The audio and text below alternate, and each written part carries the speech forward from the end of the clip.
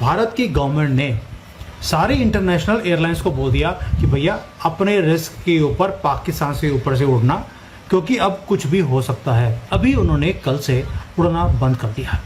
अब उनको पता लग गया है, क्योंकि भारत की गवर्नमेंट ने कुछ ना कुछ तो बताया है उनको कि something is going to happen. कह रहे हैं कि 427 बिलियन का नुकसान हुआ है पाकिस्तान की स्टॉक एक्सचेंज को इस खबर के बाद। और ये पाकिस्तान की मीडिया की खबर में आप अगर जो भारत से इंपोर्ट कर रहे थे अगर वो दूसरे कंट्री से इंपोर्ट करने जाएंगे तो उनकी कॉस्ट इतनी ज्यादा पड़ेगी। जिसने सही कहा, उनके फॉरेन एक्सचेंज पे प्रेशर पड़ेगा। अगर भारत से वो सामान ले रहे तो वो $500 बिलियन का था, अभी वही सामान वो दूसरे कंट्री से लेने जाएंगे, उनको $1.5 से $2 बिलियन देने पड़ेंगे। के मुताबिक हर 2 से 4 दिन में पाकिस्तान को $1 अरब चाहिए होगा कम से कम। हर 2 से 4 दिन में $1 अरब कम से कम पाकिस्तान को जंग के लिए चाहिए होगा। ये बहुत बड़ी अमाउंट है। लेकिन मजे की बात क्या है, उन्होंने इंडियन एयर स्पेस को, आप देख लीजिए इस फोटो में दोबारा से, जो इंडियन एयर स्पेस है उसके ऊपर पूरी फ्लाइट्स उड़ रही हैं, पाकिस्तान में नहीं उड़ रही। यानी कि इनको भारत की एयर स्पेस में खतरा नहीं दिखता और वो अवॉइड भी वो नहीं कर रहे। और इसी से पता लगता है international airlines and international governments they both know कि थ्रेट किसकी तरफ है। तो ये अरबों रुपए का जो नुकसान हुआ स्टॉक एक्सचेंज को, जो लोगों के इन्वेस्टर्स के जो हैं पैसे जो डूबे इस खबर की वजह से, उसका जिम्मेदार कौन है? उनके पैसे कौन लौटाएगा? पाकिस्तान ने ये जो अपना एयर स्पेस बैन लगाया है वो सिर्फ भारत की जो कंपनीज हैं, जो भारत के एयरलाइंस हैं, उनके लिए लगाया है। वो इसका इस्तेमाल नहीं कर सकती। लेकिन जो फॉरेन एयरलाइंस हैं वो तो इजीली पाकिस्तान से होकर इधर जा सकती थी। लेकिन वो भी क्या कर रहे हैं, इधर से नीचे से होते हुए जा रहे हैं। मैं आपको फॉर एग्जांपल दिखाता हूं, एयर फ्रांस, ये अगर आप देखोगे तो ये पाकिस्तान के एयर स्पेस इस्तेमाल करके ऐसे शॉर्टेस्ट रूट ले सकते थे, लेकिन इन्होंने भी यहां पर जो गुजरात से नीचे से होते हुए पूरा। जय हिंद दोस्तों, भारत ने इंटरनेशनल ऑपरेटर्स को बता दिया है कि अगर आप पाकिस्तानी एयर स्पेस में फ्लाई कर रहे हैं तो इसके जिम्मेदार आप होंगे। इसमें रिस्क जो भी इन्वॉल्व है, इसकी कैपेसिटी आपको देखनी होगी। इंटरनेशनल ऑपरेटर्स ने वाया पाकिस्तान एयर स्पेस उड़ना बंद कर दिया है और इसी वजह से पाकिस्तान को स्टॉक मार्केट में $427 बिलियन का नुकसान हुआ है। इन्वेस्टर्स के पैसे डूबे हैं।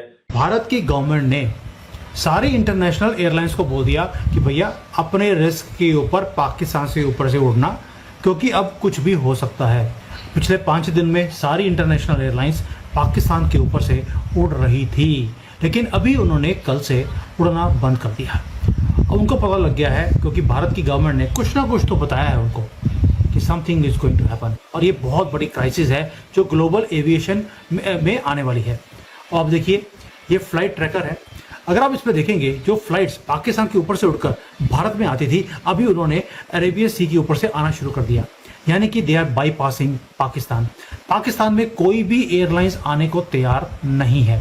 और जो पाकिस्तान के ऊपर आपको 2-4 प्लेन उड़ते हुए दिखाई दे रहे हैं, ये पाकिस्तान एयरलाइंस के अपने प्लेन हैं।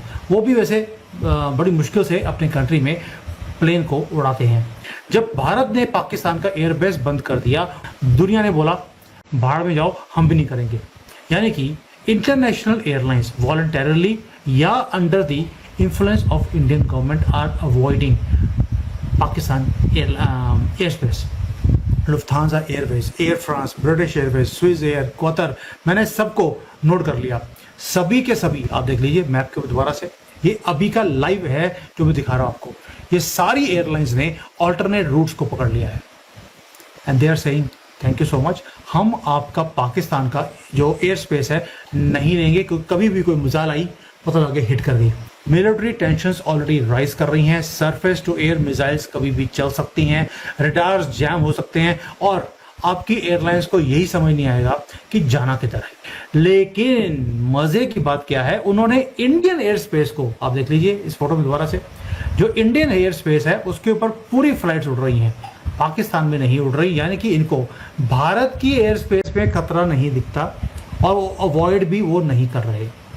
और इसी से पता लगता है international airlines and international governments they both know कि थ्रेट किसकी तरफ है। हमारे 2 मेन आइटम जो एक्सपोर्ट के पाकिस्तान को, जो 100 बिलियन से ज्यादा है, वो फार्मास्यूटिकल है, ऑर्गेनिक केमिकल्स है। दोनों पाकिस्तान के लिए बहुत इंपॉर्टेंट है और इंडिया इन दोनों प्रोडक्ट में बहुत ही ज्यादा कॉस्ट कॉम्पिटिटिव भी है। तो अगर हम फार्मास्यूटिकल हमारा पाकिस्तान में नहीं जाता, पाकिस्तान फार्मा प्रोडक्ट वो चाइना से नहीं मंगा सकता, टर्की से नहीं मंगा सकता, यूएई से नहीं मंगा सकता, उसको उसके लिए वो यूरोप में जाना पड़ेगा। यूरोप में फार्मा प्रोडक्ट में रफली इंडिया की कंपेरिजन में 4 से 10 गुना प्राइसेस ज्यादा है। तो उसका पाकिस्तान की जो जनता है उसके ऊपर मेडिसिन इतनी ज्यादा महंगी होगी कि उसका प्रतिकूल प्रभाव पड़ेगा। वो खरीद ही नहीं पाएंगे उस मेडिसिन को। जी हाँ, ऑर्गेनिक केमिकल भी डिफरेंट इंडस्ट्री में यूज हो रहा है और उसके ना होने से अगर भारत से नहीं मिलता है और पाकिस्तान कहीं और से उसको लाता है तो उसकी कॉस्ट भी बढ़ेगी। इंडिया से जब भी भारत का ट्रेड था, इवन अगर वो दुबई के थ्रू जा रहा था, सी रूट के थ्रू जा रहा था, तब भी वो मोस्ट इफेक्टिव फ्रेट के कारण होता था। तो अब अगर ये रूट खत्म हो गया, हमने ट्रांसशिपमेंट की बात भी खत्म कर दी है, हमने ट्रांजिट की बात भी खत्म कर दी, हमने थर्ड कंट्री एक्सपोर्ट की बात खत्म कर दी है, तो पाकिस्तान को भारत के प्रोडक्ट जो है वो नहीं मिलेंगे। उसका पाकिस्तान की इकोनॉमी पे, पाकिस्तान की जनता पे, दूसरे पे भी, दोनों के ऊपर काफी गहरा प्रभाव पड़ेगा। और सर जैसा कि हमने कहा कि इससे जो उनका जो फॉरेन एक्सचेंज रिजर्व है ऑलरेडी उनके पास बहुत कम है, बहुत ही वो थिन स्टेट में आ गया है। ऐसे में इसका इंपैक्ट उनके फॉरेन एक्सचेंज पर और इन्फ्लेशन रेट पर कितना इंपैक्ट पड़ेगा? देखिए, भारत को उनका एक्सपोर्ट बहुत ज्यादा नहीं था, लेकिन अगर जो भारत से इंपोर्ट कर रहे थे अगर वो दूसरे कंट्री से इंपोर्ट करने जाएंगे तो उनकी कॉस्ट इतनी ज्यादा पड़ेगी। जिसने सही कहा, उनके फॉरेन एक्सचेंज पे प्रेशर पड़ेगा। अगर भारत से वो सामान ले रहे हैं तो वो $500 million का था, अभी वही सामान वो दूसरे कंट्री से लेने जाएंगे उनको $1.5 से $2 billion देने पड़ेंगे।